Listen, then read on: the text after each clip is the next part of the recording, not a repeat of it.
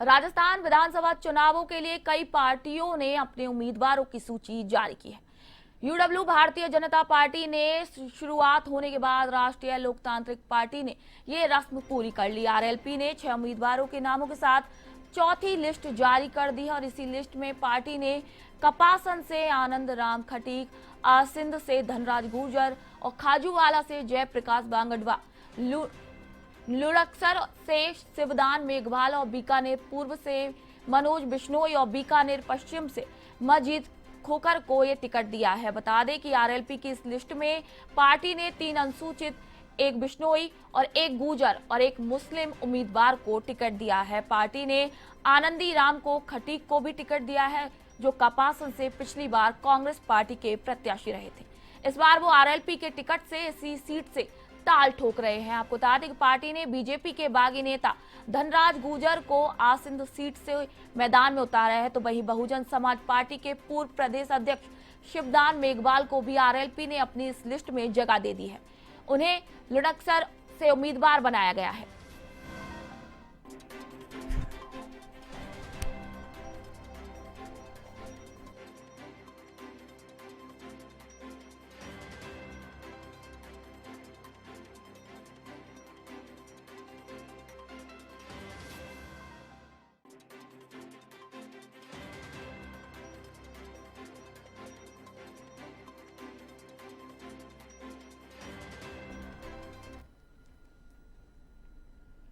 और इस खबर पर अधिक अपडेट के लिए फोन लाइन के जरिए जुड़ चुके हैं हमारे एवन के संवाददाता मलखान मीणा जी। मलखान, क्या कुछ अपडेट है? अगर देखा जाए कि इस सीट में काफी जो वसुंधरा राजे खास है उनको भी टिकट दिया गया और कुछ ऐसे खास है जिनको टिकट नहीं दिया गया है। देखिए, बिल्कुल निशा, जिस तरह से अभी राजस्थान में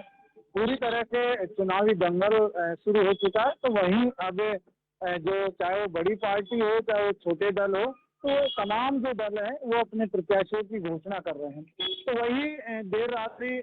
राष्ट्रीय लोकतांत्रिक पार्टी जो राजस्थान में अपना तीसरा अहम भूमिका निभाने की तैयारी में है, तो उन्होंने कल कपासना से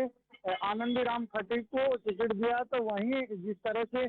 6 लोगों की सूची जारी की है, इस सूची में बिल्कुल वो भी नाम शामिल है जिनको कांग्रेस और बीजेपी से टिकट नहीं मिला, तो वो आरएलपी पार्टी की तरफ उन्होंने रुख किया और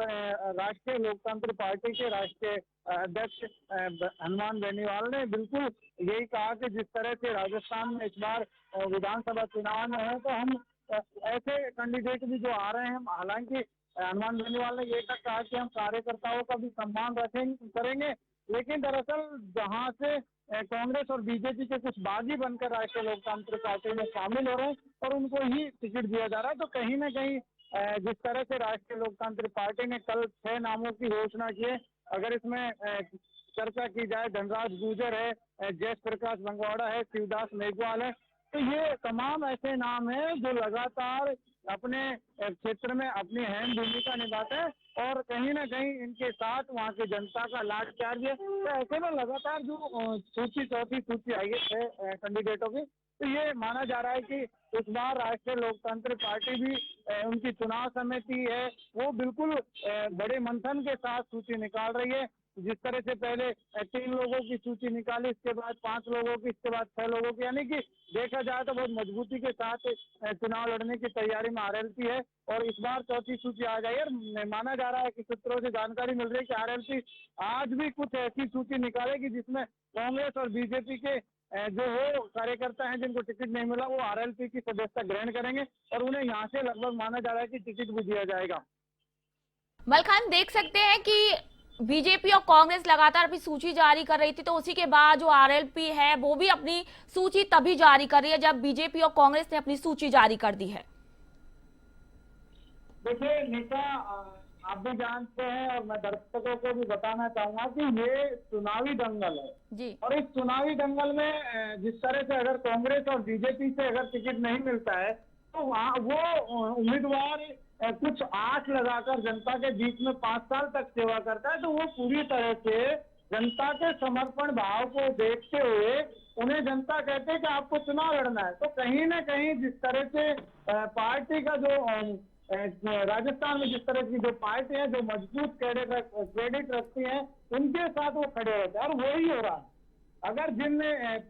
उम्मीदवारों को कांग्रेस और बीजेपी टिकट नहीं दे पा रही है, तो वो विरोध के सुर शुरू हो रहे हैं, लेकिन वो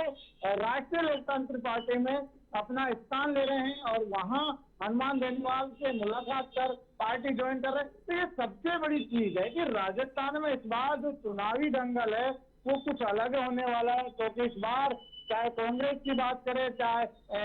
बीजेपी की बात करें, दोनों पार्टियों में विरोध के सुर शुरू हो गए हैं। तो ऐसे में विरोध का सुर शुरू होता है तो कहीं ना कहीं जो थर्ड पार्टी है, चाहे वो बीएसपी हो, चाहे वो राष्ट्रीय लोकतांत्रिक पार्टी हो, चाहे राजस्थान में इस बार हरियाणा से जो जेजेपी पार्टी आई है, ये तमाम पार्टियों में उम्मीदवार पहुंच रहे हैं और अपनी सदस्यता ले रहे हैं, उसके बाद चुनाव लड़ने का निर्णय कर रहे हैं। जी बहुत बहुत शुक्रिया मलखान जी तमाम जानकारियों के लिए।